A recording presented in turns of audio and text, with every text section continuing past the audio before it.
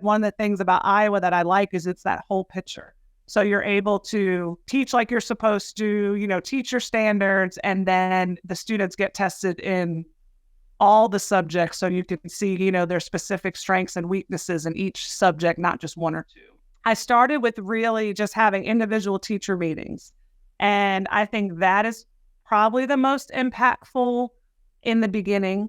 And I know it takes a lot of time, but I do, I carve out, I have a staff of about 24. So it's, I know it's not huge, but I am able to meet with them individually. Now, obviously, if I had more than one in a grade group, I meet with them grade group wise, but then I'm able to show them what their reports really mean and what they need to look at, because, it can be overwhelming. You're looking at everything and they don't understand sometimes what all of those mean. And then with me helping them, then they're able to help parents as well. And so fall, I kind of do that as a whole group. And then when spring comes, I kind of mesh that with their end of the year evaluation. So we look at the scores, we talk about the year, I make it a whole teacher meeting. And then we look at it holistically. So, as a grade, as their whole class, and then we look at it student by student.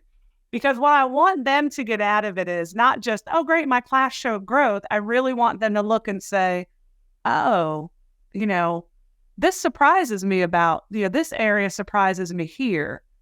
Or, oh, wow, this is great. Like, I'm going to keep, doing what I'm doing here. And then when they look at students, I want them to understand a little bit more as far as their students as well, especially in the fall. Like, oh, I see this area could be an area of weakness for this student. So it's kind of like, what are their surprises? What are their aha moments? And what are things that that's affirmation for them as well. So a lot of times we find that it's a pretty good true representation. So, and there's always reasons. And we know that, we know that there's, we don't know what goes on the night before they have to take the test, but the teacher knows. And so sometimes they'll say, ooh, I know they've been struggling in this area, or they had some family issues, all of that. And we understand that they're kids. And I feel like with the fall tests, they're able to, like I said, really see those strengths, really see those weaknesses, and to kind of hone in on those. And then hopefully we don't see the same in the spring.